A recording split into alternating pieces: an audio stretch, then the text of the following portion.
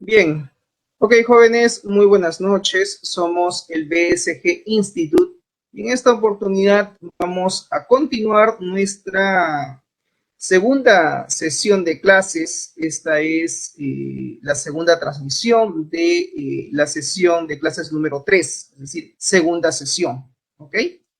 Muy bien, el tema que estábamos abordando el día de ayer era todo lo referente a normas y estándares aplicables a la auditoría y seguridad informática.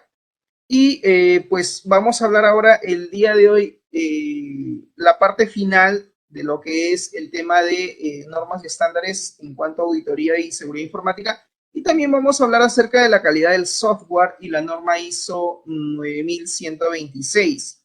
¿Ok? Muy bien, para esto entonces, y vamos a continuar con el tema principios de la seguridad informática. ¿Ok? Dentro de lo que es la seguridad informática, habíamos dicho que existen ciertos principios. Los principios básicos en seguridad informática son básicamente el principio de disponibilidad, confiabilidad e integridad de la información. A continuación vamos a ver el siguiente video que nos habla acerca de cuáles son estos principios en el tema de seguridad informática. Veamos el video y luego comentamos. ¿Qué tal, jóvenes? Vamos a dar inicio con nuestra primera unidad llamada Principios de Seguridad Informática. En esta unidad veremos los siguientes temas: aspectos éticos y legales del manejo de la información, estándares del manejo de la información, conceptos de seguridad y conceptos de criptografía. Veamos el primer tema. Existen leyes nacionales para el manejo de la información. La primera de ellas, la Ley General de Protección de Datos Personales en posesión de particulares. Esta ley garantiza la privacidad de la información de las personas y protege a las personas en el uso de su información. ¿Por qué es importante conocer esta ley? Nosotros que desarrollamos software, es porque en los sistemas de información que se desarrollan, se pueden guardar datos personales como nombre, edad, dirección, correo electrónico, RFC, entre otros.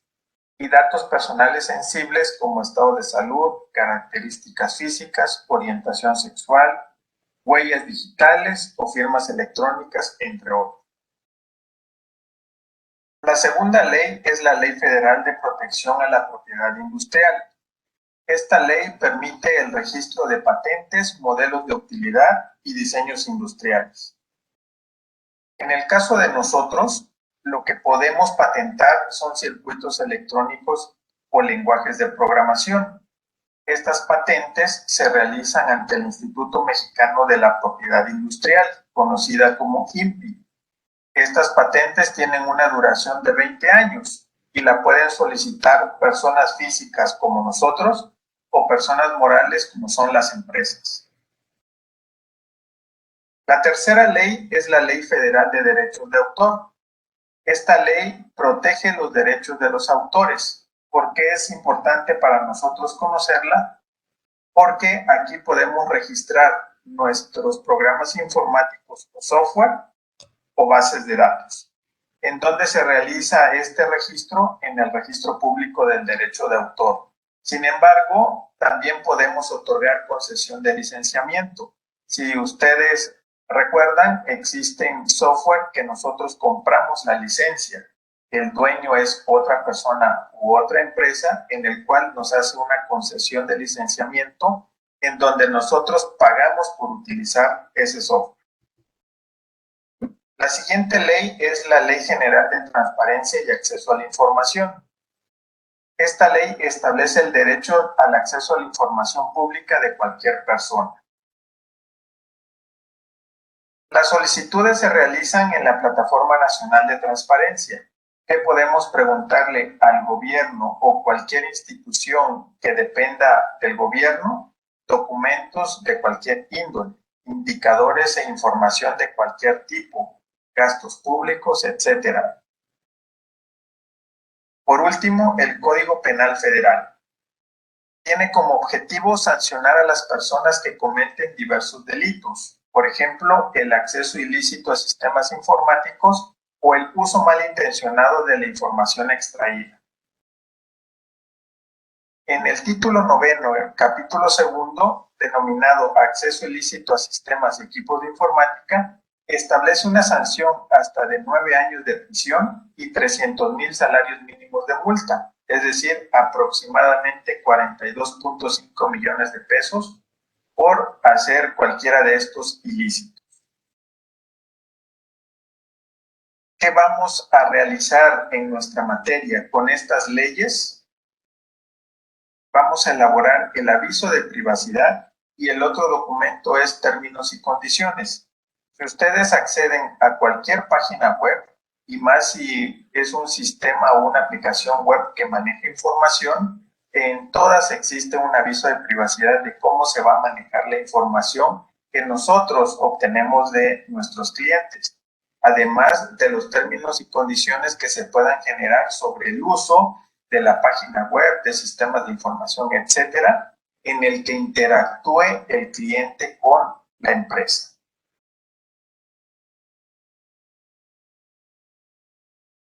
Veamos ahora los estándares del manejo de la información.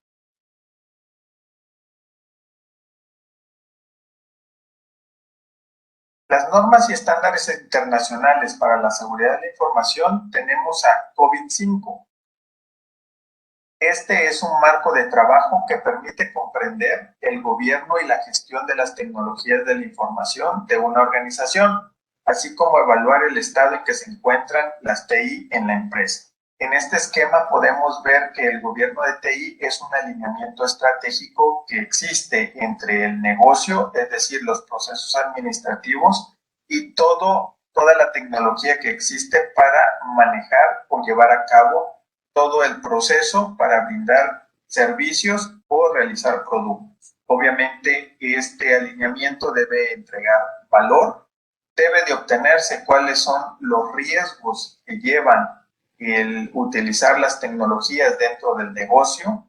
Debemos gestionar también los recursos que tenemos, tanto humanos como tecnológicos, y debemos de medir el desempeño que tienen las TIs en el negocio con el fin de establecer una mejora continua. El segundo documento es el ITIL versión 4. Este es una guía que proporciona una estructura para las empresas que proporcionan servicios de TI para mejorar los resultados del negocio.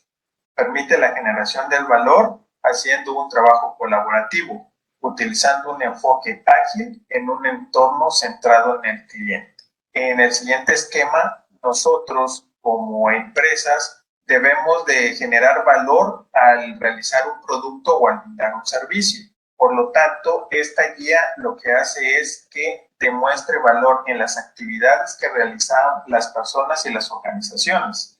Incluir la tecnología para el manejo de la información. Debemos involucrar también a los socios y a los proveedores con el fin de mejorar el flujo de valor y todos los procesos que nos lleven para realizar productos o brindar servicios, con el fin de satisfacer al cliente. El tercer documento es la ISO 27001. Es una norma internacional que permite el aseguramiento, la confiabilidad e integridad de los datos y de la información, así como de los sistemas que la procesan. Permite a las organizaciones la evaluación del riesgo y la aplicación de controles necesarios para mitigarlos o eliminarlos. Estos controles se establecen en el anexo A de esta norma y se conoce como la ISO 27002. Está compuesta por 14 dominios, 35 objetivos y 114 controles. En este link podrán consultar todos los dominios de seguridad y los controles. La ISO 27001 es la versión actualizada de la ISO 17799. ¿Por qué es importante conocer esta norma? Porque se establecen los controles que se deben tener sobre el manejo de la información a través del uso de sistemas de información o el flujo de datos a través de las redes implementadas en los negocios. NIST. Este es un marco de ciberseguridad que ayuda a los negocios a comprender sus riesgos de ciberseguridad, administrar y reducir esos riesgos y proteger sus redes y datos a través de las mejores prácticas para decidir dónde debemos concentrar nuestro tiempo y el dinero con el fin de protegernos sobre riesgos en ciberseguridad.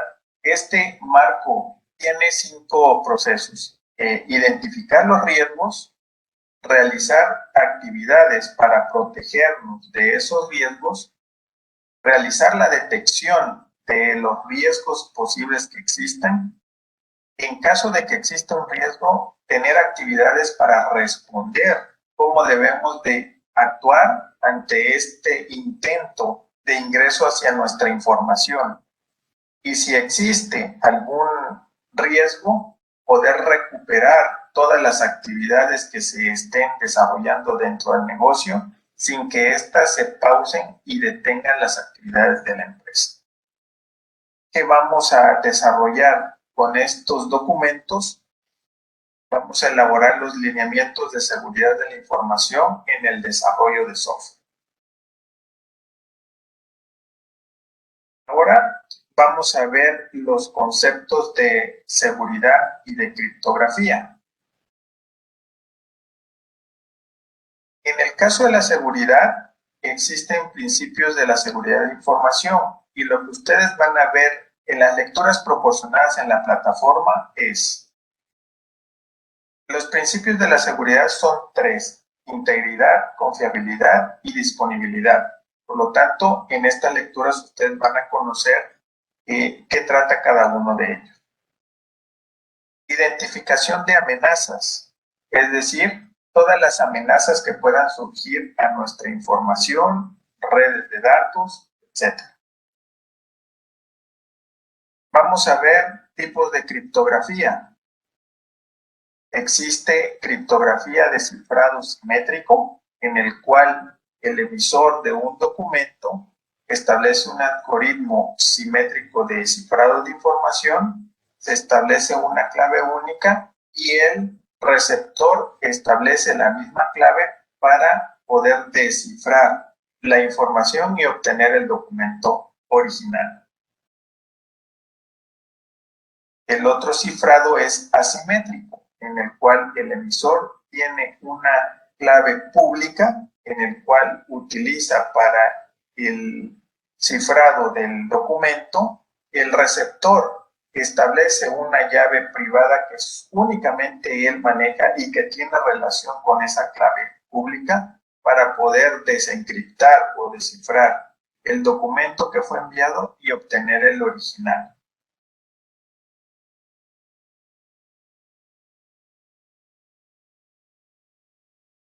Por último, les presento la bibliografía que se utilizó para la realización de este video.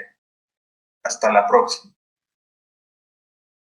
Bien, jóvenes, en el video que hemos visualizado, efectivamente se habla sobre algunos estándares en el tema, por ejemplo, de lo que es seguridad informática. Si bien es cierto, la normativa, digamos que hemos hablado en la sesión del día de ayer, la sesión anterior, era acerca de la normativa ISO, la ISO 27001, pero no es la única. Existen otros estándares que también abordan el tema de seguridad informática, ¿no? Como es, por ejemplo, el tema de ITIL, el tema de COVID.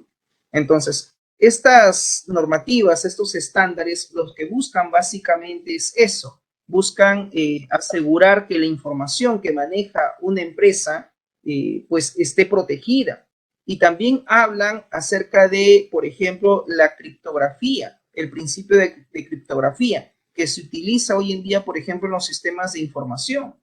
Hay algunas aplicaciones, como por ejemplo la que actualmente nosotros utilizamos para comunicarnos, que es básicamente WhatsApp, que por ejemplo WhatsApp utiliza este tipo de criptografía de datos, donde los mensajes que tú envías a otra persona, por ejemplo, son mensajes que van encriptados. Viaja esto a través de la aplicación. Cuando el emisor envía el mensaje, la aplicación encripta la información y la transmite hacia el receptor. La aplicación luego que hace desencripta la información y luego el receptor puede visualizar y leer el contenido, ya sean pues en este caso mensajes de texto, archivos de audio o video. ¿Por qué lo encriptan? Para que cuando viaje la información, si por A o B es capturado el dato, al estar encriptado, el hacker o el cracker o quien intercepte el mensaje no lo pueda descifrar. Entonces, hay un principio en informática que se llama el principio de encriptación de datos. Por ejemplo, frente a las distintas o múltiples amenazas que hay, pues se maneja ese principio, ¿no? El principio de encriptación de datos. En un sistema de información, profesor, nosotros también podemos aplicar lo que se llama el principio de criptografía. Sí, por ejemplo, a nivel de base de datos, tú puedes encriptar los usuarios y también las claves de la lista de usuarios que tengas en un sistema. Vamos a suponer que tú tienes tu base de datos y tú tienes tu tabla de usuarios y tienes el código del usuario y tienes el password. Entonces, si bien es cierto, son campos que tú lo almacenas probablemente como un char o un varchar, ¿verdad? Pero esto también se puede encriptar. SQL te da esa posibilidad de poder, por ejemplo, crear llaves simétricas y asimétricas y poder encriptar esto. Esto también se puede hacer a nivel de programación. ¿Estamos? Entonces, el tema de seguridad informática, más allá de estándares, más allá de políticas y de normativas que existen, como es ITIL, como es COVID, pues también podemos hacer uso de las técnicas, como por ejemplo la encriptación de datos, que en cierta manera pues busca asegurar la información dentro de un sistema informático. ¿Okay? Entonces es importante tener en conocimiento que no solamente existe la normativa ISO 27001, que como nos dice ahí en el video, tiene más de 100 controles, más de 100, digamos, controles de acceso en el tema de seguridad, y en ese sentido, pues, sería bueno revisar la normativa para que cuando uno quiere implementar un sistema de gestión de seguridad de la información, podamos hacerlo siguiendo básicamente esa normativa. ¿Ok? Muy bien. Continuemos.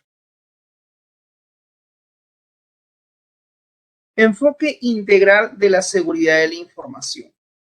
Si bien es cierto, integrar a veces o hacer el proceso de integración puede ser a veces una tarea complicada, especialmente cuando se trata de elementos con orígenes y características aparentemente muy diversas o muy disparejas, como son en el mundo de la seguridad física y también en el mundo de la seguridad lógica. No obstante, lo que se busca mediante este enfoque es que la seguridad de la información esté integrada. Integrar básicamente la seguridad de la información debe abarcar tres aspectos. Básicamente los procesos que maneja una empresa, el personal, es decir, los colaboradores que deben estar, digamos, involucrados en este proceso de seguridad, y también está la infraestructura tecnológica, es decir, los recursos TICs, todo lo que maneja la empresa a nivel de hardware, a nivel de servidores, a nivel de software, a nivel de servicios, a nivel de sistemas, etcétera. Toda esta infraestructura tecnológica que puede tener la empresa, pues es allí donde vamos a, digamos, enfocar el tema de la seguridad de la información, sin dejar de lado al personal, en este caso a los empleados, a los usuarios, porque son ellos quienes utilizan estas tecnologías. Entonces, en este proceso de integración de seguridad de la información, lo tenemos a ellos que involucrar en este proceso, no los podemos dejar de lado.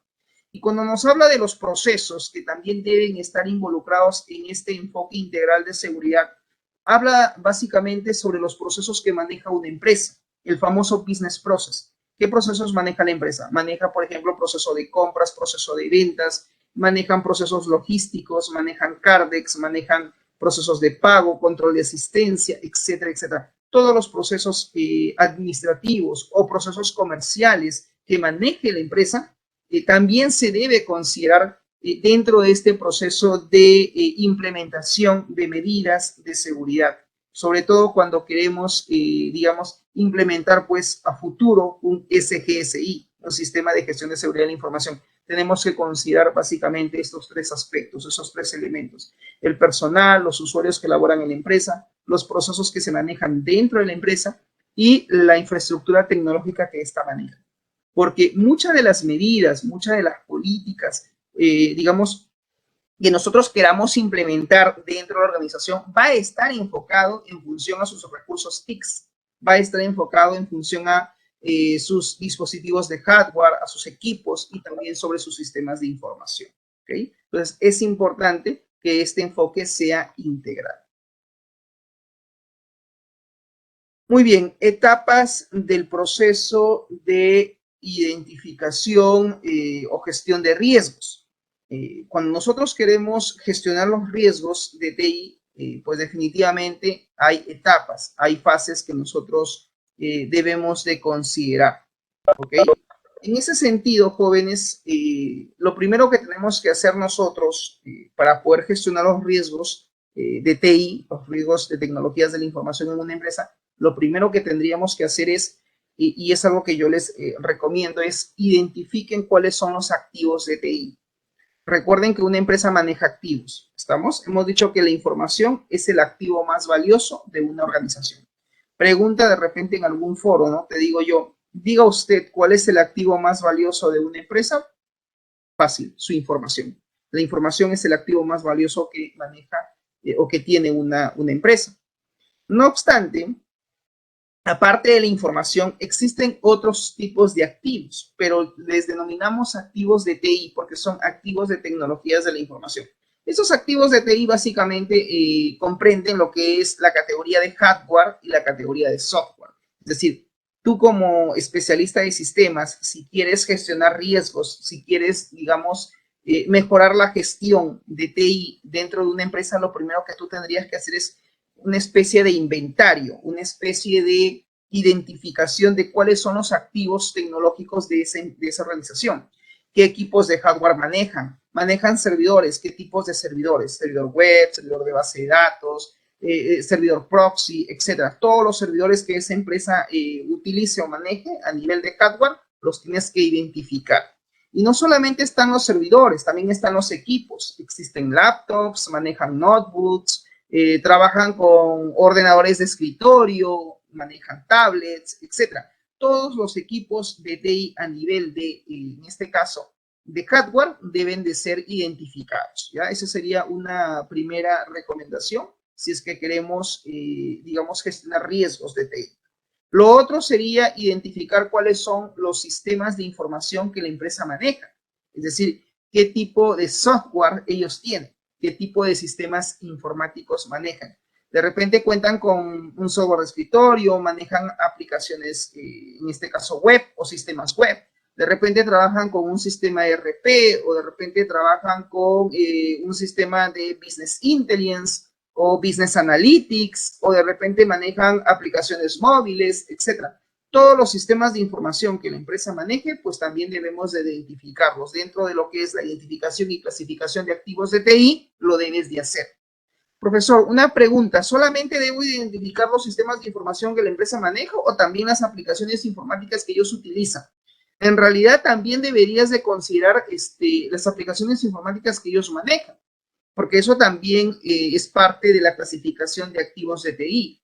Aparte de esos sistemas de información, ¿qué otras aplicaciones manejan? Aparte del Office, manejan gestores de base de datos. ¿Cuáles son estos gestores de base de datos? Manejan Oracle, manejan MySQL, manejan PostgreSQL, etc. Y tú dirás, ¿por qué? Porque muchos de esos programas utilizan servicios de TI. Y es justamente donde a veces los atacantes, los hackers, logran vulnerar los sistemas de información es atacando esos servicios de esos gestores de base de datos. Si alguien, por ejemplo, detiene el servicio del SQL Adyen, pues simplemente el SQL Server pues deja de funcionar. Simplemente se pierde la conexión entre el servidor, por ejemplo, y las aplicaciones que tiene la empresa. Entonces, si queremos gestionar riesgos, la primera recomendación que les hago es identifiquen y clasifiquen cuáles son los activos de tecnologías de la información que esa empresa maneja. Eso sería el primer punto. Una vez que tú tienes identificado cuáles son esos activos de tecnologías de la información que la empresa maneja, ahí recién vienen ya las etapas del proceso de gestión de riesgos. Para esto, lo que tú tendrías que hacer es identificar cuáles son los riesgos de TI a los cuales están expuestos esos activos de TI. Es decir, tú vas a identificar estos riesgos tecnológicos en función al hardware y al software que tú previamente has identificado. Ok, estamos hablando de un servidor de base de datos. ¿Y a qué riesgos está expuesto este servidor de base de datos? Ah, ok, está expuesto por ejemplo, al riesgo de que se pierda la información o al riesgo de pérdida de información. Ok, pero ese riesgo nace en función de una amenaza, ¿sí? Porque primero están las amenazas y una amenaza cuando se cumple, pues, o cuando se lleva a cabo, cuando se cristaliza, esto conlleva o podría conllevar a ciertos riesgos. El riesgo no es otra cosa que posibles escenarios que pueden, digamos, a los cuales podríamos enfrentarnos como organización, como empresa. Entonces, cuando uno gestiona riesgos, indirectamente lo que tiene que haber hecho inicialmente es identificar los activos de TI, evaluar cuáles serían las principales amenazas a las cuales estaría expuestas cada uno de esos activos de TI y luego evaluar cada amenaza, si es que se logra dar dentro de la empresa, a qué riesgo nos estaríamos enfrentando. ¿Estamos de acuerdo? O sea, esa es la lógica de la gestión como tal. Entonces, en esta etapa de proceso de gestión de riesgos, nosotros tenemos que obviamente identificar cuáles son estos riesgos a los cuales podríamos estar expuestos como empresa, como organización, a qué riesgos estarían expuestos incluso nuestros activos de TI. ¿Esto qué implica? Implica hacer un listado de cuáles serían los riesgos potenciales a los cuales estaríamos expuestos. Una vez que hemos identificado estos riesgos, debemos hacer un análisis de riesgos. El análisis de riesgos consiste en hacer un listado de priorización de riesgos. Es decir, si tú ya tienes la lista de riesgos potenciales que has identificado, que puede ser una lista de, por decir, 40 riesgos de TI. Ok, de esa lista de 40 riesgos de TI, tú vas ahora a hacer un análisis para determinar cuáles serían los riesgos por prioridad que habría que atender. Entonces, en la fase de análisis de riesgos, hacemos un listado de priorización de riesgos. De esa lista que se ha identificado, priorizamos cuáles serían los principales riesgos a los cuales tendríamos que nosotros, como especialistas de IT, revertir frente a alguna situación posterior dentro de la empresa que efectivamente podamos estar en ese escenario, ¿no? Hay riesgos que se pueden mitigar, hay riesgos que se pueden, en este caso, evitar, y hay riesgos que simplemente se van a tener que transferir probablemente a otros especialistas porque de repente nosotros no vamos a poder darle solución, ¿ok? Luego viene la tercera fase o la tercera etapa que tiene que ver con la planeación de riesgos. En la planeación de riesgos hacemos una anulación de riesgos y planes de contingencia. Hemos hablado que en informática tenemos que manejar planes, tenemos que hacer planificación. Y dentro de esta planificación, dentro de estos planes que tenemos que considerar, está, por ejemplo, el famoso plan de contingencia. Y no es el único. Dentro del área de sistemas jóvenes, por ejemplo, también se maneja lo que es el PETI, ¿ya? Y esto como un paréntesis a la explicación. El PETI, por ejemplo, es un plan estratégico de tecnologías de la información.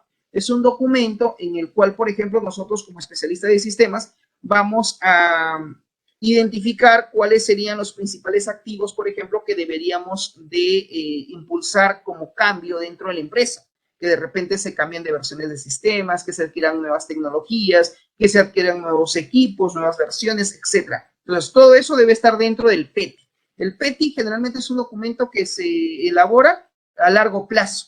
Hay empresas que formulan su PETI del 2021 al 2025. Es un plan estratégico de tecnologías de la información que inicia en el año 2021 y que tiene una duración máxima hasta el año 2025. Y luego se tendrá que elaborar otro plan estratégico de TI.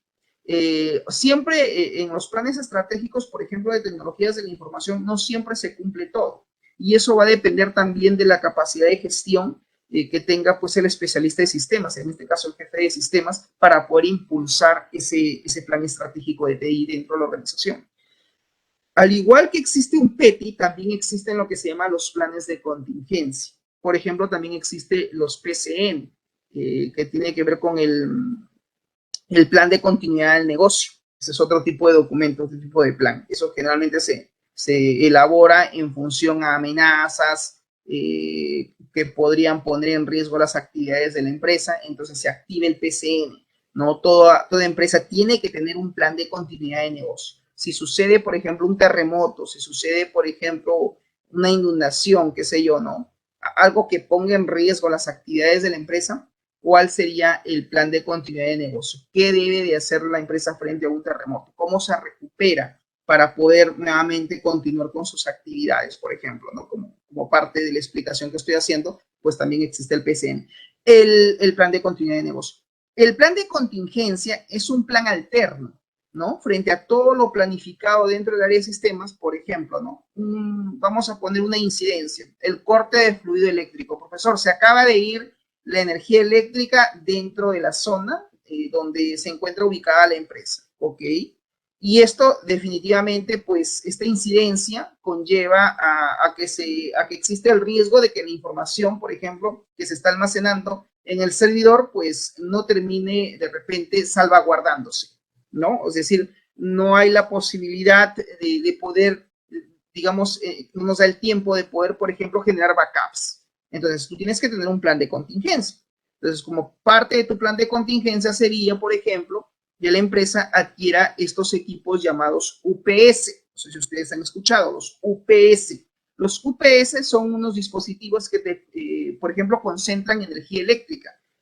Son una especie de baterías, por así decirlo. Cuando se va la energía eléctrica y tienes tus UPS activados, estas baterías te dan hasta 2 horas, 4 horas, 6 horas, 10 horas de energía eléctrica para poder suministrar a tus principales equipos, por ejemplo, un servidor, y si se va la energía eléctrica, inmediatamente el representante, el jefe de sistemas, inmediatamente lo que hace es procede, ¿no?, a generar lo que se llaman los backups, las copias de seguridad. Entonces, el UPS va a servir como un sistema de retroalimentación de energía a los servidores. Entonces, el hecho de proponer, por ejemplo, este tipo de dispositivos es parte de tu plan de contingencias. Entonces, frente al riesgo de que no se salvaguarden la información, pues tienes un plan de contingencia. Siempre tiene que haber un plan de contingencia frente a los riesgos de TI que pueden existir o que se pueden dar dentro de una organización. Por favor, eso considerar. Y también está la cuarta etapa, la cuarta fase, que es la supervisión de los riesgos. Es decir, los riesgos tienen que estar, se deben en todo caso supervisar. Eso es fundamental de que así sea. La supervisión de riesgos, ¿en qué consiste? Consiste básicamente en hacer una valoración de los riesgos. Y esta valoración es otra cosa que una ponderación. Es decir, dentro de lo que es la gestión de riesgos, una vez que tú has identificado cuáles son tus riesgos potenciales y que efectivamente se podrían dar y que aparte tienes ya un plan de contingencia, pues hay que hacer una valoración. La valoración no es otra cosa que una estimación numérica en el cual uno determina en una escala del 0 al 5, por ejemplo, de cuál sería, digamos, el nivel de impacto que tendría, por ejemplo, los riesgos dentro de la empresa. A esto se le llama nivel de probabilidad de que ocurran los riesgos y el nivel de impacto, ¿ya? Entonces, todo esto forma parte de la gestión de riesgos. Entonces, muchas veces, cuando se hace la valoración de estos riesgos de TI y no se tiene completa la lista, digamos, de los riesgos, suele nuevamente regresarse a la fase de análisis para volver a revisar estos riesgos de TI, volver a priorizarlos y tratar de hacer una planeación respecto a ellos, en donde básicamente se busca la anulación de los mismos, ¿no? Y obviamente formular los planes de contingencia que nos ayuden a mitigar o a evitar estos riesgos de TI. Dentro de estas etapas del proceso de gestión de riesgos jóvenes, entonces podemos decir que hay 4 fases. La primera, que dice identificación de los riesgos. ¿En qué consiste? Pues básicamente consiste, dice, en identificar los posibles riesgos para el proyecto, para la empresa, para el negocio o, en este caso, para el producto. Cuando hablan del producto, están hablando desde el punto de vista de sistemas. El hecho que tú desarrolles un sistema, desarrolles un software, una aplicación móvil, una solución tecnológica, es un producto. un producto de software. Entonces, la identificación de riesgos es eso, es básicamente identificar los posibles riesgos a los cuales podría estar expuesto el proyecto de TI o el producto de software o el producto, en este caso, del tipo de sistema que se vaya a implementar y que podría efectivamente estar expuesto a riesgos, así como también los riesgos a los cuales podría estar expuesto la empresa, el negocio. La segunda etapa o fase tiene que ver con el análisis de riesgos. Y efectivamente, en el análisis de riesgo, como decíamos, no es otra cosa que valorar las probabilidades y consecuencias de estos riesgos que podrían darse dentro de la empresa. En la tercera fase, que es la planeación de riesgos, aquí básicamente lo que vamos a hacer es crear planes para poder abordar los riesgos, ya sea para evitarlos, para minimizar su impacto y los efectos que estos podría tener, ya sea dentro de los activos de TI, ya sea dentro de algún proyecto, ya sea dentro de algún producto de software, etcétera, y en eso consiste. Y la cuarta fase, que es la supervisión de riesgos, tiene que ver ya con una estimación, con una valoración que vamos a hacer sobre estos riesgos y que se debe de dar, dice, de forma constante, de tal manera que se pueda incluso revisar los planes para mitigar estos riesgos tan pronto sea posible, así como también la información que se maneje dentro de la empresa esté, digamos, siempre disponible, a pesar de los riesgos de TI a los cuales podríamos estar expuestos. ¿Ok? Muy bien, entonces eso viene a ser las etapas del proceso de gestión de riesgos. Hablemos ahora, jóvenes, de calidad de software y para ello vamos a ver el siguiente video que nos habla un poco acerca de los atributos de la calidad de software basado en la normativa ISO 9126. Hola, soy José Luis. Estamos con la asignatura de calidad del software y voy a explicar el tema 1, los puntos clave del tema 1, de conceptos de calidad.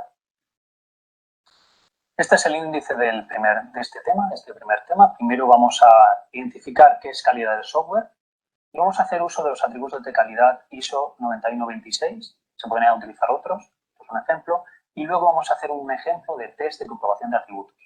A continuación, vamos a evaluar cuál es el costo de la calidad y finalmente pues, ciertas recomendaciones, que es lo que vamos a ver a lo largo de la asignatura, de cómo lograr la calidad del software. Primero de todo, ¿qué es calidad? Calidad del software. En este caso, bueno, hay definiciones, ¿vale? Una de las definiciones que podemos escoger aquí es que es un proceso eficaz de software que se aplica de manera que crea un producto útil y que proporciona valor medible a quienes lo producen y a quienes lo utilizan. Hay muchísimas definiciones.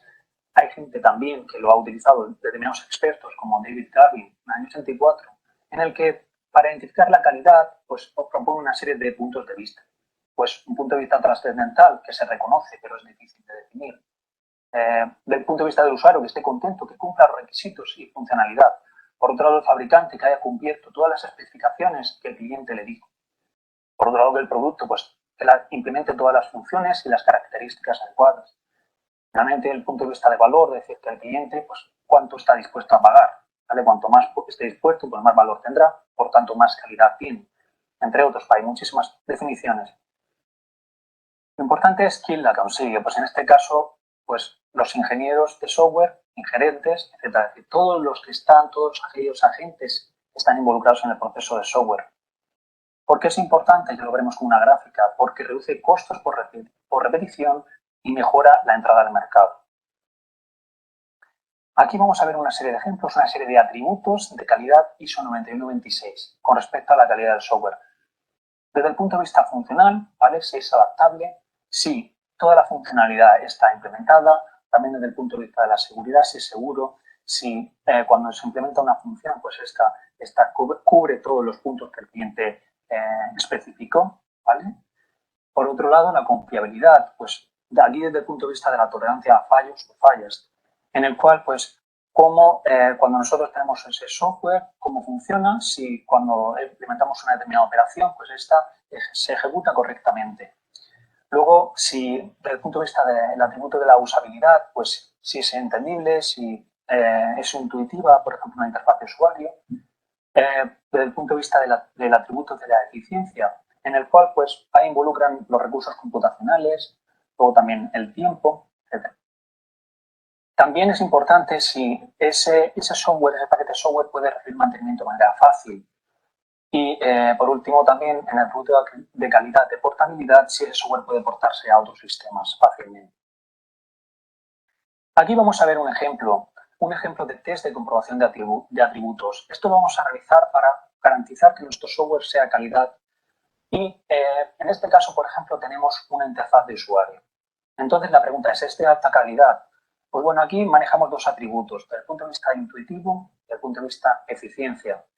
Desde el punto de vista de intuitivo, pues con respecto a este atributo, pues tendremos que considerar una serie de preguntas. Por ejemplo, todas las operaciones son fáciles de localizar e iniciar.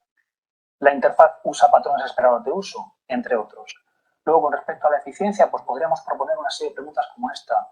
¿Cuál es la economía de movimientos para entrada de datos y operaciones? Es decir, ¿cuánto nos cuesta acceder a un determinado punto de este software? ¿Cuántos pasos tenemos que dar? Etcétera. Luego, la legibilidad del sistema, si está bien, si es legible, si es fácilmente identificable sus atributos, etcétera. Pues estas preguntas a estos dos atributos que hemos visto, pues si todas las respuestas ante ellas son afirmativas, entonces el software probablemente sea de alta calidad. Aquí lo que se propone para el test de comprobación de atributos es que se evalúe cada uno de los factores de calidad, atributos y también dimensiones que se deseen evaluar y desarrollar una serie de preguntas a testear el software. Si la respuesta es que sí, entonces es que probablemente es de alta calidad. Un punto importante es el costo de la calidad. Nosotros, aquí en esta gráfica, podemos observar que a lo largo de todo el proceso de software, requerimientos, diseño, codificación, pruebas y mantenimiento, si el mismo error es identificado a nivel de requerimientos, en esta estadística nos dice que, esto es un ejemplo particular sacado de la vida real, nos costaría $139 solucionarlo. Ahora bien, si ese error se detecta en la fase de pruebas, por ejemplo, nos costaría $7.137 resolverlo. Por lo tanto, el costo de la calidad, ¿qué nos viene a decir con esta gráfica? Es que cuanto antes se detecten los errores, antes podremos solucionarlos y más económico nos va a salir al final el resultado, el producto final.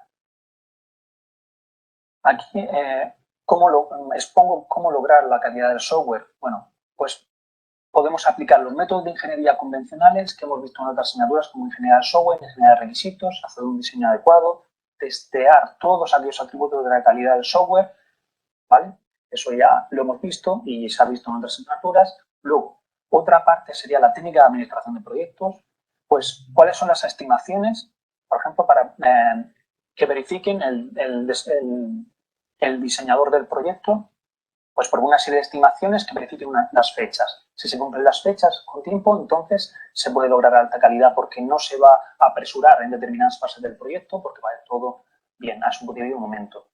Luego también cuando se establezcan las actividades, pues que las dependencias entre ellas estén bien establecidas, es decir, que no empiece una tarea antes de que se haya completado su predecesora.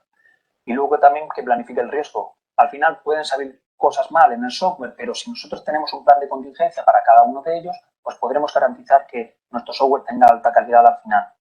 ¿Qué vamos a ver en detalle en la asignatura? Pues dos bloques principales, ¿vale? El primer bloque es el control de calidad, donde se cubre de temas 2, 4, 5, 6 y 7, donde vamos a ver las técnicas de revisión, medidas para inspeccionar el código y herramientas para poder hacerlo, así como evaluación de métricas.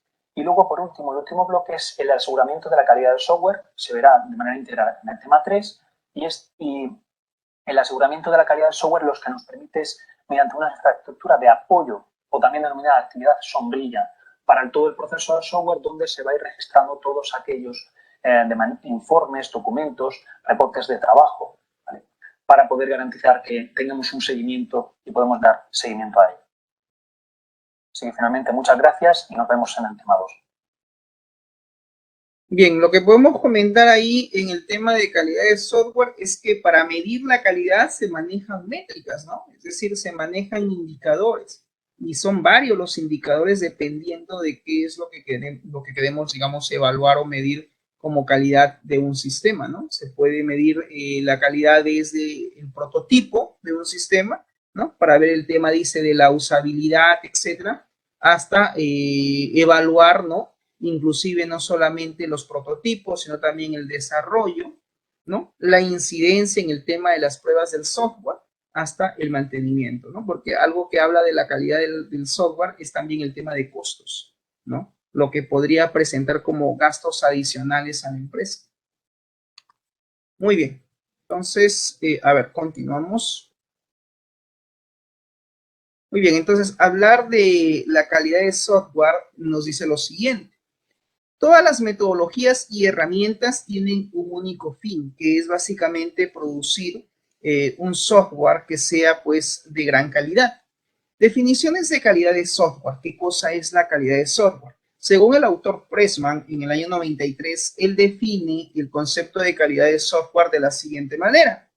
Dice que la calidad de software es la concordancia con los requisitos funcionales y de rendimiento explícitamente establecidos con los estándares de desarrollo explícitamente documentados y también con las características implícitas que se espera que todo programa, que todo software desarrollado profesionalmente debe de cumplir, ¿no? Entonces, para el autor Pressman, obviamente, la calidad de software más que todo incide en el tema de los requerimientos, en el tema de los requisitos o requerimientos funcionales que va a tener todo sistema de información y también tiene que ver, dice, con la documentación y las características que se espera que dicho programa, dicho software cumpla. Entonces, si se cumplen con esos requisitos, con esos requerimientos funcionales, se podría decir que ese sistema, que ese software es de calidad. Pero para eso se tiene que someter a una evaluación a través de métricas, ¿ok? Para poder evaluar si es que el sistema cumple o no con esos, cumple o no con los requerimientos, con esos requisitos que se han solicitado, ¿no? Bien, acá tenemos otra definición según la ISO 8402.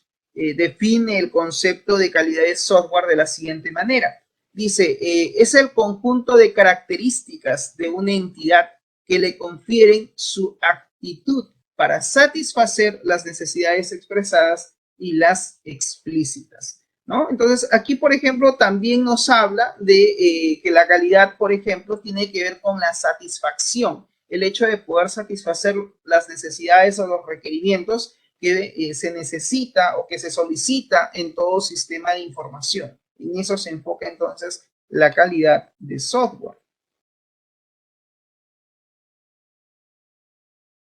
Conclusiones. Los requisitos del software son, dice, la base de las medidas, de las métricas de calidad. La falta de concordancia con los requisitos es una falta de calidad. Los estándares o metodologías definen un conjunto de criterios de desarrollo que guían la forma en que se aplica la ingeniería del software. Si no se sigue ninguna metodología, siempre habrá falta de calidad. Y aquí podemos hacer hincapié al tema de metodologías, ¿no? Cuando nosotros, por ejemplo, hablamos de que vamos a desarrollar sistemas, se dice que ustedes como desarrolladores o nosotros como desarrolladores de software tenemos que aplicar cierta metodología de desarrollo. Si vamos a trabajar bajo un enfoque tradicional o si vamos a trabajar bajo una metodología de desarrollo de software ágil. Entonces, ¿por qué? Porque si no se sigue ninguna metodología en el desarrollo de un sistema, entonces siempre van a haber puntos eclécticos o puntos faltantes que obviamente no reflejen el tema de la calidad que debe tener pues todo sistema, ¿no? Existen, dice, algunos requisitos implícitos o expectativas que a menudo no se mencionan o se mencionan de forma incompleta. Por ejemplo, el deseo de un buen mantenimiento, que también pueden implicar pues una falta de calidad, ¿no? Es bien sabido, por ejemplo, que todo sistema de información tiene que tener un CRUD, ¿no? Una interfaz o un formulario, por ejemplo, que nos permita llevar a cabo el mantenimiento de los datos, ¿no? No solamente la inserción de datos, sino también la actualización, la eliminación y la consulta de datos. Entonces, cuando un sistema de información no cumple con mantenimiento adecuado o el mantenimiento que debería de dar el sistema, entonces podríamos decir que el sistema está incompleto, ¿no? Y si está incompleto, pues no cumple con el tema de calidad de software. Aseguramiento de la calidad de software. Pues bien, el aseguramiento de la calidad de software básicamente es el conjunto de actividades, ¿no?, planificadas y sistemáticas, dice, necesarias para aportar la confianza en que el producto, es decir, el software, producto acá hace referencia al sistema, al software, va a satisfacer los requisitos o los requerimientos dados de la calidad. Entonces, en eso consiste el tema del aseguramiento de calidad de software, en inglés conocido como Software Quality Assurance, ¿no? Tiene que ver, pues, entonces con un conjunto de actividades que tienen que estar planificadas y de forma sistemática, sobre todo, para poder, en este caso, validar que el sistema, que el producto de software que nosotros vamos a implementar realmente va a satisfacer los requerimientos o los requisitos solicitados por la calidad del sistema. El aseguramiento de la calidad del software se ha tenido o se tiene en todo caso que diseñar para cada aplicación antes de comenzar con su desarrollo y no después. ¿Qué significa? Significa que el punto de asegurar la calidad de un sistema se tiene que hacer desde su diseño, desde la fase inicial incluso, y no después. Algunos autores prefieren utilizar el término, en este caso, garantía de calidad y no aseguramiento de calidad, ¿ya? Pues bien, el término garantía de calidad hace referencia básicamente a que la garantía puede a veces confundir con garantía de producto. En este caso, no estamos hablando de una garantía de producto, sino una garantía de calidad. Y el aseguramiento pretende dar confianza a que el producto de software que se va a desarrollar, pues, tiene cierta calidad, es decir, cumple con ciertos indicadores que aseguran que el sistema es correcto, es pertinente, cumple con sus funcionalidades, etcétera, pero para eso, pues, también se tiene que someter a una evaluación, ¿ok? Muy bien, el aseguramiento de la calidad del software, en este caso, está presente en los métodos y herramientas de análisis. Debe estar presente en el diseño. La calidad de software debe estar presente también en la programación y en las pruebas que se deben de hacer o que se deban de realizar dentro de un sistema. El aseguramiento de la calidad de software también debe de estar presente en las inspecciones técnicas formales en todos los pasos del proceso de desarrollo de software. ¿Qué significa? Significa que en algún momento se tienen que hacer ciertas inspecciones técnicas, ciertas revisiones, o si quieres, utiliza el término auditoría, para poder validar el desarrollo del mismo. Asimismo, también el aseguramiento de la calidad del software debe de estar presente en las estrategias de prueba multiescala. Y también tiene que haber un control de la documentación del software y de los cambios que se pueden, en este caso, realizar. Deben haber ciertos procedimientos para que se ajusten a los estándares, en este caso de calidad, y en todo caso siempre dejar en claro cuando se están fuera de ellos. Es decir, cuando el sistema se ha desarrollado fuera de este estándar o dentro de esta normativa de calidad, entonces también se tiene que informar, ¿no? Para que se sepa de que el sistema, pues, no está cumpliendo con los indicadores de calidad que se están solicitando, donde muchas veces estos indicadores están más que todo validados en los requerimientos, en los requisitos del software, ¿ok? Y también el aseguramiento de la calidad tiene que estar presente en los mecanismos de medida, es decir, tienen que haber métricas, como te comentaba, y también tiene que haber un registro de auditoría, es decir, tenemos que hacer control, tenemos que hacer monitoreo, tenemos que hacer seguimiento, tenemos que hacer validación del sistema o del software que se está desarrollando para medir y para determinar si es que el sistema es o no es de calidad, pues sí, tiene que haber procesos de auditoría. Y al final, pues lo que se entregan son los informes luego de la auditoría se tiene que generar informes para poder expresar cuál ha sido el proceso de auditoría, ¿no?, que se ha llevado a cabo y si es que este está cumpliendo o no estos estándares de calidad.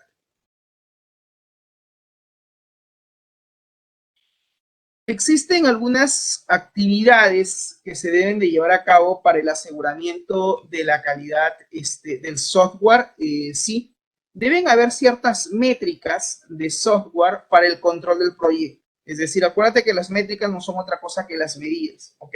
Entonces tienen que haber ciertas métricas, ciertas medidas para poder, en este caso, validar, ¿no?, la calidad del mismo. Y tiene que también que haber pues una verificación y validación del sistema, del software, a lo largo de su ciclo de vida. Es decir, a lo largo de la etapa de análisis, diseño, implementación o desarrollo, ¿no?, las pruebas, la fase de auditoría y también del mantenimiento, ¿no? Entonces, aquí se tienen que hacer pruebas, se tiene que hacer testing, claro que sí, y también los procesos de revisión e inspección para validar, para verificar que efectivamente el sistema está cumpliendo con cierta calidad. Es decir, el proceso de calidad tiene que hacerse desde el inicio del sistema, desde la construcción del sistema, no al final, sino desde su fase inicial, ¿ok? La gestión de la configuración del software también es otra actividad que se debe de realizar.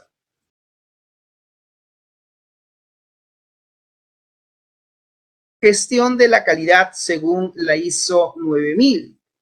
A ver, como definición, se dice que la gestión de la calidad del software es el conjunto de actividades de la función general de la dirección que determina, en este caso, la calidad, los objetivos, las responsabilidades y se implanta por medios tales como la planificación de la calidad, el control de la calidad, el aseguramiento, que no es otra cosa que la garantía de la calidad, y también de la mejora de la calidad. ¿Por qué? Porque también se tiene que mejorar, ¿no? Así como también el marco dice del sistema de calidad.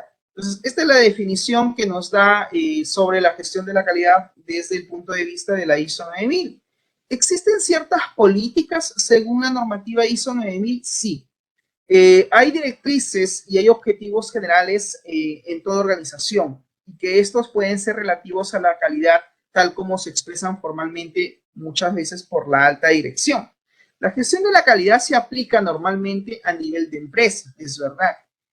También puede haber una gestión de calidad dentro de la gestión de cada proyecto, sí. Entonces, analicemos cómo la gestión de la calidad como tal, que nace inicialmente desde un punto para la empresa, es decir, que nace básicamente para que sea aplicado sobre una organización, sobre una empresa, cuando hablamos de calidad de producto, calidad del servicio, etcétera. ¿Cómo es que este término de que es básicamente calidad se aplica incluso hoy en día sobre los sistemas de información, ¿no? Se aplica hoy en día sobre el software. Entonces, la gestión de la calidad como tal también se puede aplicar a proyectos de TI, también se puede aplicar sobre sistemas de información para medir, para determinar si ese sistema es o no es de calidad. Claro que sí, se puede hacer. Entonces, en eso un poco está enfocado el tema de la gestión de la calidad del software. Hablemos ahora del control de la calidad del software. ¿Qué cosa es el control de la calidad del software? Son las técnicas y actividades de carácter operativo, que son muchas veces utilizadas, dice, para satisfacer los requisitos que pueden ser relativos a la calidad y están centrados más que todo en dos objetivos fundamentales. El primero de ellos es el de mantener bajo control un proceso y el segundo es el de eliminar las causas de los defectos en las diferentes fases del ciclo de vida de un sistema. En general, el control de la calidad del software no son otra cosa que las actividades para poder evaluar la calidad de los productos, es decir, de los sistemas que son desarrollados. En eso consiste el control de la calidad del software, en un conjunto de actividades. ¿Para qué? Para evaluar la calidad del mismo. Hablemos ahora del sistema de calidad. ¿Qué cosa es el sistema de calidad? Según la ISO, AENOR define lo siguiente, ¿no? El sistema de calidad es una estructura, dice, organizativa de procedimientos, de procesos y recursos que son necesarios para implantar la gestión de la calidad. El sistema de calidad se debe adecuar a los objetivos de calidad de la empresa. La dirección de la empresa es la responsable de fijar la política de la calidad y las decisiones relativas a iniciar, a desarrollar, a implantar o a implementar y también actualizar en este sistema de calidad. Un sistema de calidad consta de varias partes. En este caso, una de ellas es la documentación que tiene que existir. Habla también de la parte física y habla también de aspectos humanos. La documentación hace referencia a un manual de calidad que tiene que existir y que básicamente es el documento principal donde se tiene que establecer e implantar un sistema de calidad. Pueden haber manuales a nivel de empresa, a nivel de departamento, a nivel de producto. Por ejemplo, ¿no? Si hablamos a nivel de repente de procesos, ¿no? Podemos aquí detallar cuáles son los procesos, por ejemplo, que se van a sistematizar y que deben estar también documentados, ¿no? Sus procesos de compras, ventas, procesos administrativos, etcétera, y que también pueden ser revisados, evaluados y documentados. La parte física tiene que ver con los locales, tiene que ver con las herramientas, con los ordenadores, con los equipos, con el hardware, etcétera. Y el aspecto humano hace referencia a la formación del personal. Aquí tiene que haber, dice, una creación y coordinación de equipos de trabajo. Siempre es importante también evaluar el aspecto humano. Esto también forma parte de este sistema de calidad.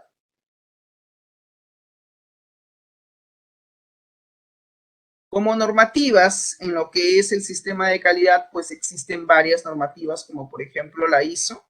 A nivel de ISO está la ISO 9000, está la ISO 9001, la ISO 9002, la ISO 9003, que buscan pues el aseguramiento, ¿no?, de la calidad. Y también está pues la ISO 9004, que habla de recomendaciones internas para el aseguramiento de la calidad. Y existe también otras normativas, como por ejemplo el Software Engineer Institute, el SSI, y pues también está la Administración Pública Española a través de un plan de garantía de calidad aplicable al desarrollo de equipos lógicos. Es decir, a nivel de normativas hay muchas, pero básicamente la que tiene que ver con calidad tiene que ver con la serie 9000. Es decir, la 9000, la 9001, 9002, 9003 y 9004 se enfoca en todo lo que es el aseguramiento de la calidad. Hablemos ahora de la certificación de la calidad, ¿no? Porque si es que vamos a evaluar algo, pues también tiene que estar certificado, ¿no? Un sistema de certificación de la calidad, también conocido como Quality Certification, permite, dice, una valoración independiente que debe demostrar que la organización es capaz de desarrollar productos y o servicios que sean de calidad. Los pilares básicos de la certificación de calidad son tres, según el autor Sanders del año 1994, en uno de sus libros, en la página 44, nos habla pues de estos pilares básicos en cuanto a la certificación de la calidad, que son básicamente tres. Uno de ellos, el primer pilar, tiene que ver con una metodología adecuada. Tiene que existir, dice, una metodología adecuada en el tema de calidad. Tiene que haber un medio de valoración de la metodología y también nos habla sobre la metodología utilizada y el medio de valoración de la metodología que deben estar, dice, reconocidos ampliamente por la industria. Estos son entonces los tres pilares básicos para la certificación de la calidad, si es que buscamos, en este caso, que los productos o servicios de una empresa pues sean de calidad, sean los más adecuados, los más óptimos. En cuanto a los factores que van a determinar o que determinan en todo caso la calidad de un producto de software, se clasifican en tres grupos. ¿ya? Y aquí sí ya hablamos de calidad de software. Acuérdate que cuando decimos calidad de producto dentro de sistemas, estamos hablando de la calidad del producto como tal, que no es otra cosa que la calidad del sistema o la calidad del software. Aquí el software y el sistema de información es visto como un producto, ¿no? Aquí se clasifican, dice, en 3 grupos, ¿no? Está primero las operaciones del producto, está la revisión del producto y la transición del producto. Estos 3 grupos son los que van a determinar si un producto de software es o no es de calidad. Repito, tiene que ver con las operaciones que realiza el sistema, la revisión del sistema como tal y la transición del mismo. ¿Ok? Veamos en qué consiste el primero de ellos, que nos habla acerca de las operaciones del producto de software. Estas características operativas son las siguientes. La primera de ellas habla de la corrección, ¿no? Que nos dice, en la corrección se plantea la siguiente pregunta, ¿no? ¿Hace lo que se le pide? Es decir, ¿el producto del software hace en verdad lo que se ha pedido? Aquí lo que se debe determinar es el grado en que una aplicación informática satisface las expectativas y consigue los objetivos encomendados por el cliente. Recordemos que los sistemas de información se implementan a solicitud de los clientes, del cliente que solicitó pues el desarrollo de ese sistema. Entonces, esta característica de la operación del producto de software es importante y tiene que ver con la corrección, para determinar si es que el sistema satisface o no las especificaciones o los objetivos solicitados. Si no satisface, pues se tiene que hacer un proceso de modificación o corrección. Luego está también como característica de la operativa, está la fiabilidad. Y aquí se plantea la siguiente pregunta, ¿no? ¿Lo hace de forma fiable todo el tiempo el sistema? Aquí dice el grado que se puede esperar de una aplicación informática, es que se lleve a cabo las operaciones especificadas y con precisión requerida. Es decir, que todo lo solicitado, que todas las operaciones, que todos los cálculos, que todas las transacciones que se espera que el sistema haga, pues lo haga con una precisión exacta y no cayendo en error. La otra característica es la eficiencia, ¿no? Y aquí se plantea la siguiente pregunta. ¿Qué recursos de hardware y qué recursos de software realmente se necesitan para poder operar, para que pueda operar este producto de software? Operar sobre todo con eficiencia. Aquí tiene que ver la cantidad de recursos de hardware y software que se necesita, por ejemplo, una aplicación para realizar las operaciones con los tiempos de respuestas adecuados. También está como característica la integridad, ¿no? Dice, ¿puedo controlar su uso? Plantea como interrogante en la característica de la integridad. Aquí tiene que ver con el grado con el que se puede pues controlar el acceso al software, el acceso al sistema o los datos al personal, por ejemplo, no autorizado, ¿no? Muchas veces en un sistema de información no siempre todos los usuarios van a tener acceso. Tienen que haber niveles, tienen que haber permisos o perfiles, ¿no? Los famosos roles de usuario. Entonces, ahí, por ejemplo, se va a evaluar la característica de la integridad para poder controlar el uso del sistema. Y la otra característica tiene que ver con la facilidad de uso, ¿no? Y aquí se plantea la pregunta, ¿es fácil de usar el sistema? ¿Es fácil de usar el software? ¿Es cómodo de utilizar? ¿Es cómodo de manejar? Entonces, aquí, en esta característica, nos habla, pues, del esfuerzo requerido, ¿no? Que, dicho sea de paso, pues se necesita para aprender el manejo sobre una determinada aplicación o sobre una determinada, un determinado sistema, ¿no? Para poder justamente trabajar con ese sistema o con esa aplicación, que tiene que ver también con la forma en cómo se manipula el sistema, ¿no? Si es que es fácil de utilizar, si se pueden introducir los datos con facilidad y si es que se van a conseguir algún resultado con este sistema. Entonces, esa es otra característica que tiene que ver con las operaciones del producto de software y que forma parte del factor que va a determinar la calidad, ¿no? En este caso, de un producto de software. El otro factor que va a determinar la calidad de un producto de software es la revisión del producto de software, es decir, la revisión del sistema como tal, ¿no? Esta capacidad tiene que ver con los cambios que puede soportar el sistema, ¿no? Y aquí nos habla básicamente de 3 puntos. La facilidad de mantenimiento, ¿no? Que dice aquí, ¿puedo localizar las fallas? ¿Puedo localizar los errores o los fallos que se puedan presentar dentro del sistema? Si eso es así, entonces va a haber una facilidad para llevar a cabo el proceso de mantenimiento, porque recuerden que todo sistema de información en algún momento tiene que llevarse a cabo una fase de mantenimiento. Y aquí el esfuerzo requerido que se necesita es el hecho de poder localizar las fallas o los errores que se puedan dar dentro del sistema y poder repararlos en el menor tiempo posible, pues, ¿no? La otra característica tiene que ver con la flexibilidad, ¿no? Y acá hay una pregunta que dice, ¿puedo añadir nuevas opciones al sistema? Es una pregunta válida. Y si es que eso se da, pues entonces hay cierta flexibilidad, ¿no? Aquí dice el esfuerzo requerido para poder modificar una aplicación en funcionamiento. O sea, la flexibilidad tiene que ver con eso, tiene que ver con el hecho de que se puedan introducir modificaciones en el sistema, en la aplicación, y que éste pues pueda seguir funcionando con normalidad. Si es así, se dice entonces que el sistema es flexible o que tiene cierta flexibilidad. La otra característica tiene que ver con la facilidad de prueba. Y aquí se plantea la siguiente pregunta, ¿no?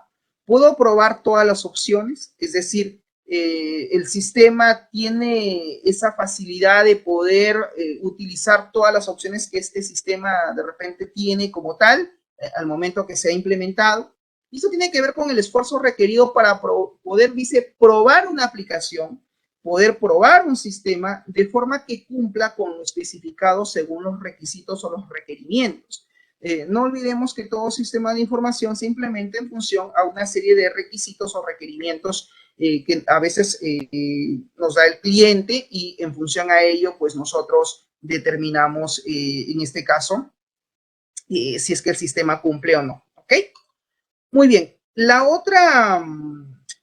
otro factor que va a determinar pues la calidad de un software tiene que ver con la transición del producto, ¿sí? Aquí habla de la capacidad de adaptabilidad a nuevos entornos y aquí básicamente habla de 3 características. Una de ellas es la portabilidad, ¿no? ¿Podré usar este sistema en otra máquina? Es la pregunta que se formula, ¿no? Que tiene que ver básicamente con el esfuerzo requerido para poder transferir la aplicación quizás a otro equipo, a otro hardware o a otro sistema operativo, ¿no? Si es que el sistema tiene la capacidad de poder ejecutarse sobre otra plataforma, sobre otra arquitectura, ¿no?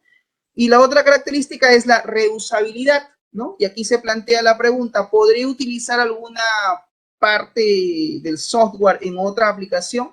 Tiene que ver con el grado en que partes de una aplicación puedan utilizarse quizás en otras aplicaciones. Hay aplicaciones jóvenes que, por ejemplo, utilizan los archivos DLL, ¿no? Estas librerías, y muchas veces estas DLL se pueden reutilizar en otros sistemas, en otras aplicaciones.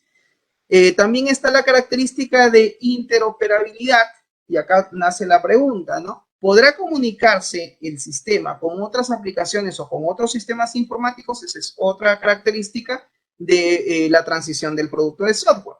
Y aquí habla del esfuerzo necesario que se tiene para comunicar la aplicación con otras aplicaciones o con otros sistemas informáticos. Entonces, este sería el tercer factor que va a determinar la calidad de un producto de software que tiene que ver con la transición del producto de software con las características que hemos mencionado de portabilidad, reusabilidad e interoperabilidad. Finalmente, pues vamos a hablar sobre las métricas de calidad de un producto de software para nosotros poder medir la calidad de un sistema o de una aplicación informática, de un producto de software.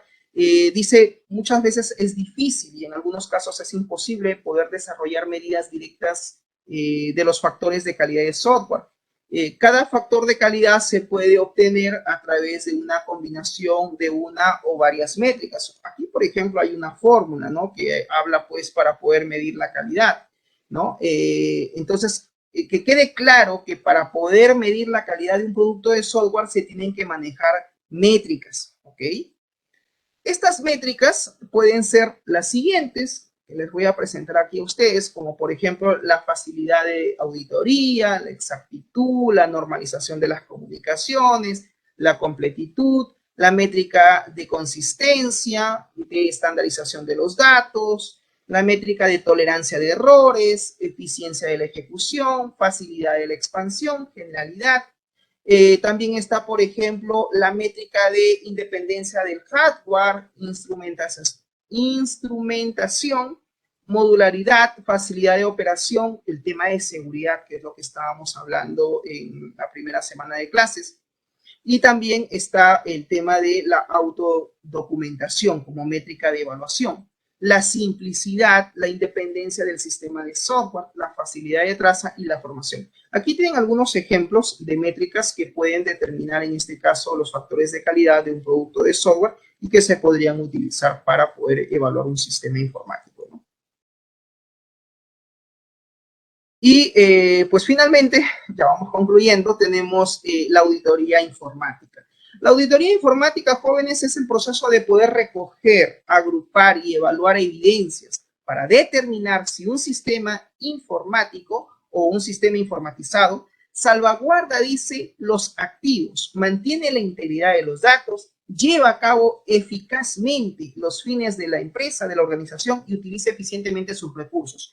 Esta definición lo he tomado del autor Piacini del año 2001, que define efectivamente el proceso de auditoría informática. Los objetivos fundamentales de la auditoría informática, ¿cuáles son? Son dos: protección de activos e integridad de los datos, eficacia y eficiencia en la gestión de recursos, que es básicamente los dos objetivos a los cuales debe apuntar la auditoría informática.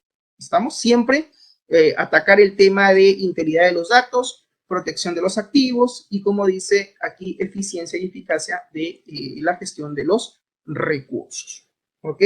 ¿Cuáles son las principales áreas de auditoría informática, profesor? ¿Qué cosas podemos auditar dentro del proceso de auditoría, ¿no? ¿Qué cosa es lo que podemos auditar en el área de informática? Pues puedes hacer auditoría física, puedes hacer auditoría de la ofimática, auditoría de la dirección, auditoría de la explotación, auditoría del desarrollo de un sistema, auditoría del mantenimiento de un sistema, auditoría de una base de datos, auditoría de técnicas de sistemas, auditoría de calidad, auditoría de la seguridad informática, auditoría de las redes, auditoría también de las aplicaciones y también auditoría de los sistemas de soporte a la toma de decisiones. Profesor, ¿eso no es Business Intelligence?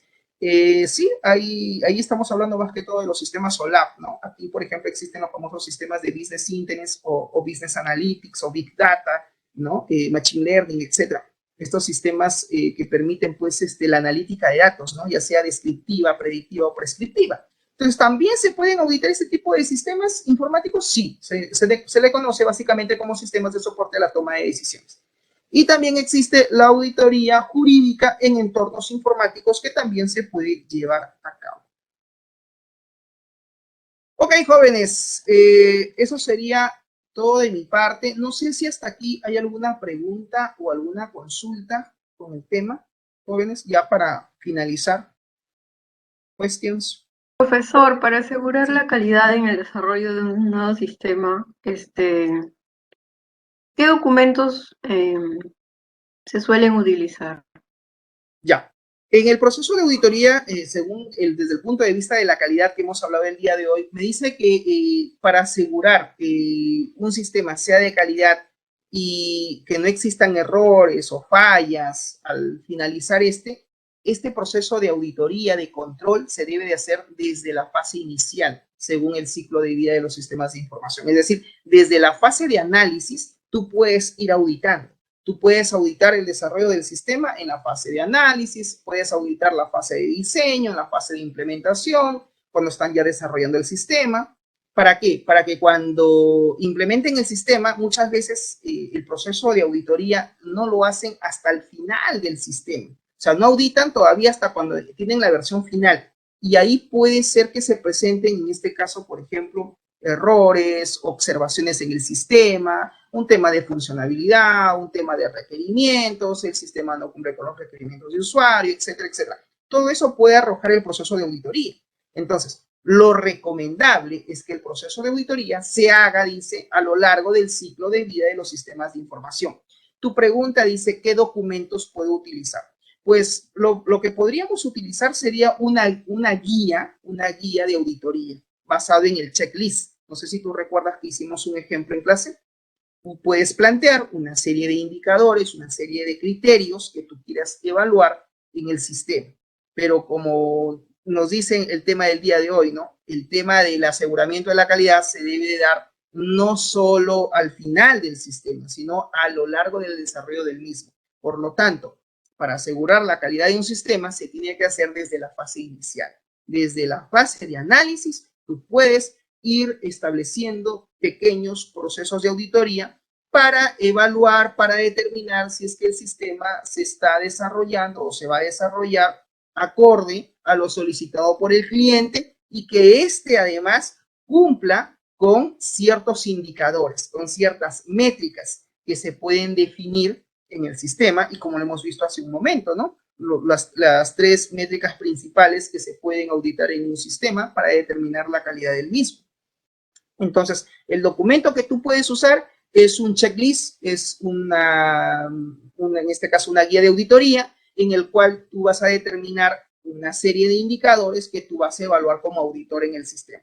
Pero, como te repito, lo ideal es que se audite en cada fase a lo largo del ciclo de vida de un sistema de información. Recuerda que todo sistema de información tiene etapas, ¿no? Está la etapa de análisis, diseño, implementación, pruebas o testing y mantenimiento. Entonces, lo ideal es que se audite en cada uno de los procesos o las etapas del desarrollo de un sistema informático. ¿Alguna otra pregunta? No, profe. Gracias. Listo, ok, jóvenes. Bien, eso sería todo de mi parte. Muchas gracias por su atención. Que tengan una feliz Navidad, una feliz Nochebuena. Pásenlo bonito con sus seres queridos. Mis mejores deseos para cada uno de ustedes. Y conmigo será hasta la próxima semana. Nos vemos, cuídense. Chau, chau. Gracias, profesor. Igualmente. Nos vemos, hasta luego.